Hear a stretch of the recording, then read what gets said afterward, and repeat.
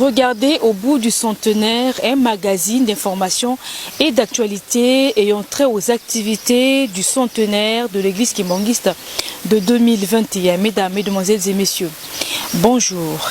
L'actualité à la station de Kamba reste dominée par la construction du musée Simon Kimbangu. Les travaux se déroulent normalement. C'est dans cet édifice où sera érigé tous les articles ayant trait à l'histoire de Papa Simon Kimbangu et de son église. Et puis l'électrification à la station de Kamba est devenue une réalité. Vous vous souvenez que le lancement officiel avait eu lieu le 22 mars 2019 par le directeur de cabinet du chef de l'État, Vital Kamerhe. Le développement de ceci dans ce reportage.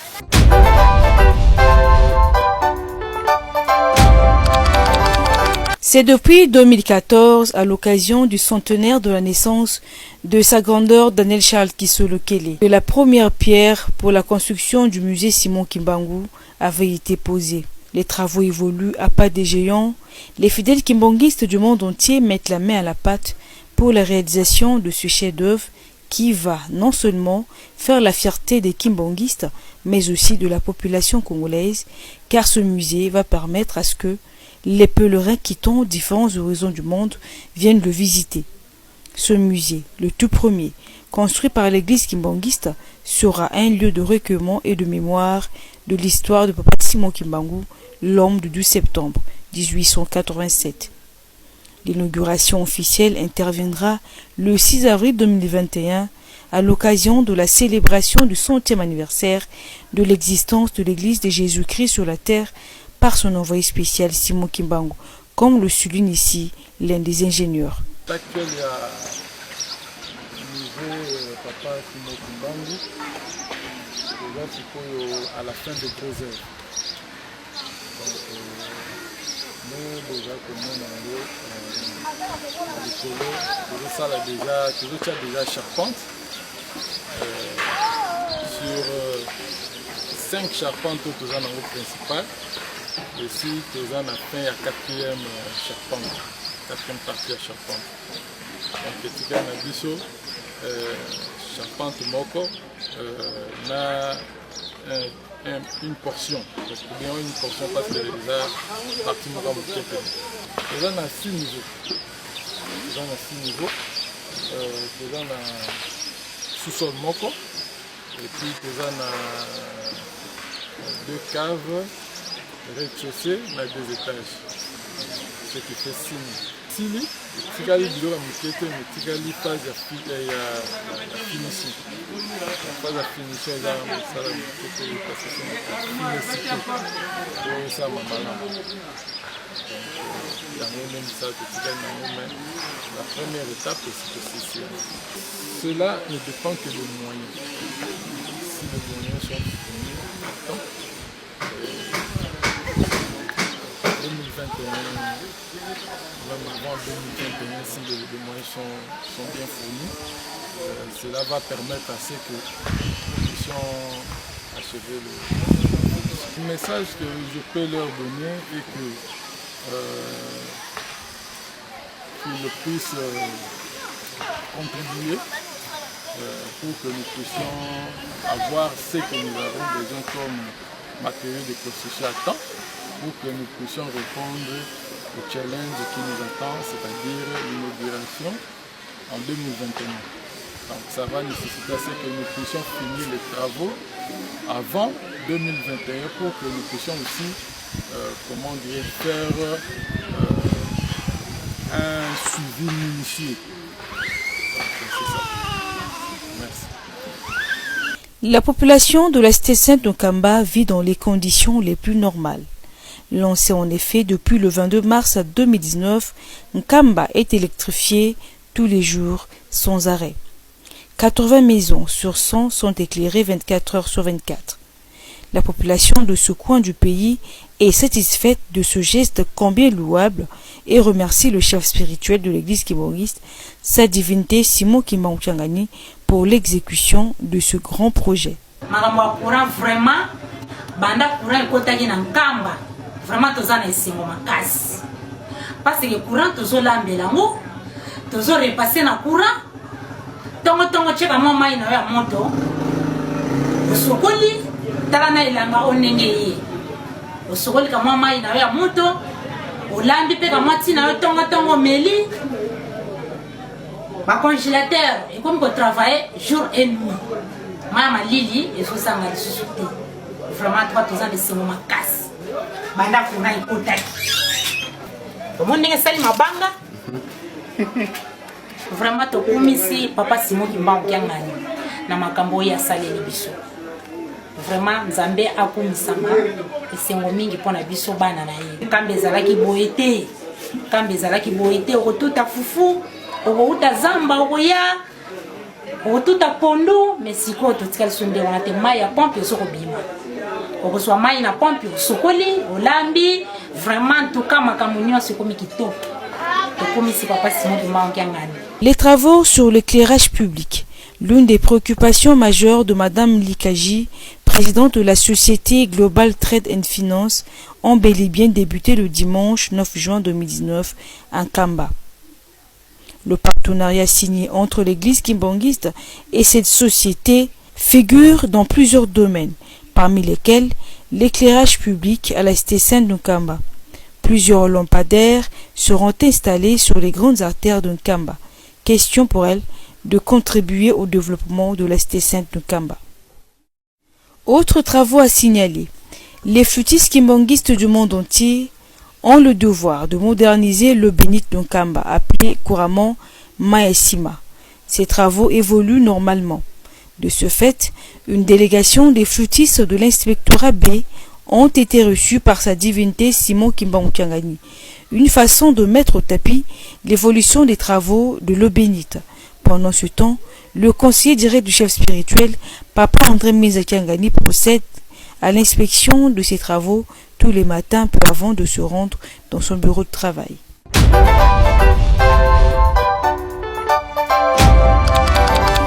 Nous poursuivons le cours normal de l'émission au bout du centenaire. Cette fois-ci, nous sommes dans la rubrique à la découverte. À la découverte, nous allons vous faire découvrir aujourd'hui le site du 6 juin. Vous savez que le 6 juin, un grand événement s'était déroulé ici en Kamba, à la Nouvelle-Jérusalem. Il s'agissait bien entendu de l'arrestation de Papa Simon Kimbangu, la première tentative. Et ces explications nous seront fournies par le responsable général de la fanfare kimbanguiste, Papa Vicky Ndongala, puisque la fête du 6 juin avait été dédiée à la fanfare kimbanguiste. Et voilà, nous allons devoir lui faire appel pour nous expliquer ce qui s'est passé réellement le 6 juin 1921. Tozali na esika le 6 juin awa, ozali responsable il y a fanfare kimbanguiste puisque mokumba wana episamela kibino. Est-ce que vous pouvez expliquer biso makamunyi ni penza eleka le 6 juin 1921? Bon, le 5 juin 1921 ezalaka mokolo yenga. Ezalaka mokolo yenga. Alors monsieur Morel, oyo azalaki administrateur du territoire na Mbazangu ya azalaka belge. Azumi tindo ayako kanga Papa Simon Kimbangu awa na Kamba. Papa Simon Kimbangu na bonzame na ye azui ba collaborateur na ye Papa Ndangi Pierre, Papa Jean Mokoko, Maman Mbonga Thérèse et Maman Mikala Mandombe ye azakana no jeune fille. Amimi bango na mpangu na tadi. Tango amimi bango kuna bakei pona tina ya mabondeli. Ndenge kolo yisa salaka omoni bato zota sana bango bazali faible. Na bonzoto ya mama bango pona kopesa bango maleni ici, on a Marc chapitre 14 verset 38. Marc chapitre 14 verset 38. Alors tant babani ma séance ya mabondeli mbala moko likolo efongwami. Tango likolo efongwami ba ange bazako kita na komata bazobeta musique. Donc musique oyo eza na église kimbangiste ezali azarte. Ezali musique oyo monanaka na le 5 juin ezalaka dimanche tango Papa Simon Kimbangu akena mabondeli banjeli bazali ko beta ba collaborateur na ye bazali ko mona ba ange ndenge bazali ko beta musique. Papa Simon Kimbangu alobi na bango ete musique oyo bazali ko mona mikoleko ya ekozala kati ya lingoma na biso bato na yo bazali na ye wana bango nyonso basepelaki sur place.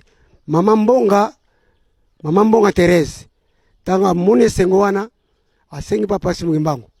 Ah papa, lokola za nzoto na yebite sokipe na kolongana mokili na tango yo ngape na ngono sepelanga na bisengo ona moni. Papa Simongi Mbangu azuka ka acte après esili. Tanga bazo beta musique ba angelu ba kitaka na belete. Bazalaki toujours dans l'espace. Après na sima Kolo Yesu akiti. Tango Kolo Yesu aye azu fongola apesi pa ya papa Simongi Mbangu. Sima papa Simongi Mbangu akesa la visite ya ba lié oye asibilaki. Aleki liboso na grotte, après grotte aleki kotale sika hélicoptère zalaka. Atali hélicoptère sili akei siko sika oyo Moïse likambo tanga na Bible tanga bana Israël abetaka nzete likolo libanga maye bimaka bana Israël bamelaka alongwe wana akesika Abraham na neve na ye Lot ba lieu ba benga lieu de séparation oyo bakabonaki Abraham alobi soko kena gauche ngana kena droite soko na okena droite ngana kena gauche tanga sisi ndengo ne sili azongi sika tikaki ba collaborateur na ye akomi wana akangi libondeli tango libonde sambele sili et comment dire à 5h du matin il y a lundi le 6 juin tango basali amen mbala moko batala bakomi na lukengo na ndako ya mama Mbonga Marthe. Mama Mbonga Marthe ye azalaki ndeko ya papa Simongi Mbangu, à ne pas confondre Mbonga Thérèse. Mama Mbonga Thérèse ye azalaki sacrificatrice ya papa Simongi Mbangu, mais mama Mbonga Marthe wana ni ndeko na ye bavai na ndako wana isili papa Simongi Mbangu esika pesaki communion epa ya ba condisciple na ye. Communion wana asalaki yango sur base ya makemba na mai de l'eau ordinaire. Tango asambeli na libonjo babenga na théologie epiclèse biloko wana mbala moko ebongwami nzoto ya nkolo Yesu na makila. Tango bamili esili babimi babani koya bango mitano. Tango bakomi na nzela bakutani so batu misatu wana bazalaki liboso na bango ti baye ko rejoindre bango bakomi koya bakomi 8. Tango bakomi na premier poste bango 8. 2 parmi batu misatu wana mibali wana balimwe. Tango balimwe bayi pesika bakendiki te. Alors moko na bango atikalaki babani koya na papa Simongi Mbangu ti ba mati na nkamba. Tango ba mati na nkamba moko yatikalaki wana akoti mbala moko na nzete ya safu. Tango akoti na nzete ya safu mbala moko pe abungi. Simanango papa Simongi Mbangu bakei kosala libondeli bakoti kilti matinal. Tango esili papa Simongi Mbangu sikoyo alobi na ba pèlerin o bazaki na nkamba à l'époque là. Alobi na bango ndenge tozali awa mundele azali koya na basoda bazali bien armé na minduki onezo ya na bango po ete baya okanga biso basala biso pe mabe na lobi boyi. Tango batona bakoya nyonso bakosala biso mutu azongisa kutu ata mokete kasi oya monike akoko supporter makambo to komona awa te lera ngoyo azwa nzela akende ngana lingi makamadi ba désordre awa te oyo ba monike bakoka te ko supporter makambo to komona awa bazwa nzela bakende sur le champ batu mingi pe ba monike mwato zela izalite bazwi nzela bakende na bango na ba oyo batikalaki moke na après-midi monsieur Morel na ba soda na ye bazalaki 24 bien armé na interprète na ye lundoloka. Tango bakomi na nkamba tango bakomi awa babandi sikoyo menace wana tango ebandi babani ko menacer baza ko beta sikoyo minduki. Alors plan ezali na bango minduki tango za ko beta baboma batu nyonso o bazali sur place na nguya ya Nzambe lokola Nzambe alingaki te likamole sala mabongo minduki basoda baza ko beta ezako bima masasi ezako bima te na place ya masasi eloko bana ko bima mai ya mte kamsaki batu nyonso na bango basoda baza ko beta minduki bandimaki teke likamo boye uti wapi ule masase bima mainde ezali ko bima après babani ko beta ka batu nyonso tu ndenge bazalaki wana nzete na ba fuwe bazalaki nango baza ko beta même nduki eza ko sasu réaction moko te na sima Bangelou nine yeko leka tata moko azalaki wana tata wana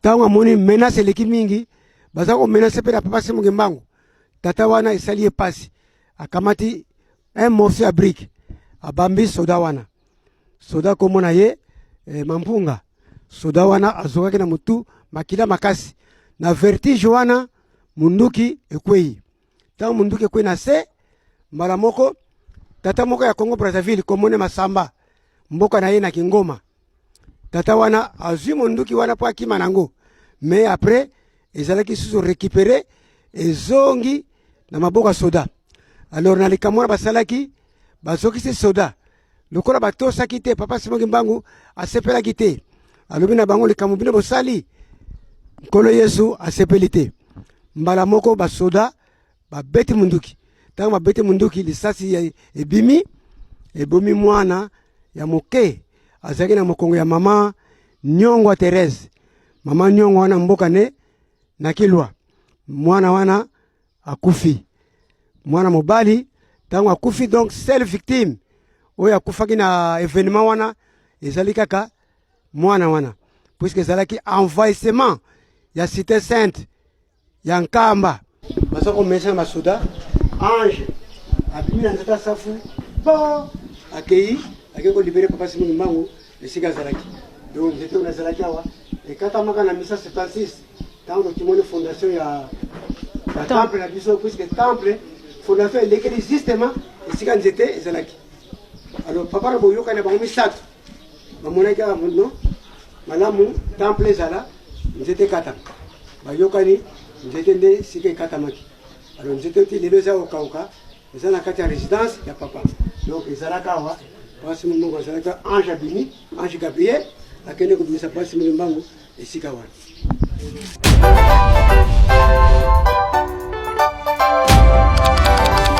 nakomba tata mwana pe tata molimo sango ya mibale ndenge bazokoloba na biso mabonde soki tomoni likambo eza koya biso makasi na mabondeli yebike mokili eza koninga baplan ya ndenge na ndenge bazali kosala po paseyela biso kasi biso makasi na mabondeli mokili oyo tata Simon Ngembangu amonaki mpasi mingi vike soki bakangi ye filme oyo azwaki na mokolo 120 kolo nyonso tongo nyonso bazwa filme 120 yango toprepaka biso soki bazopesa bato mbote sous forme ya filme oyo babetaka tata Simon Ngembangu biso tozali kozongisela kosakana oyoki filme wana ezalaki boye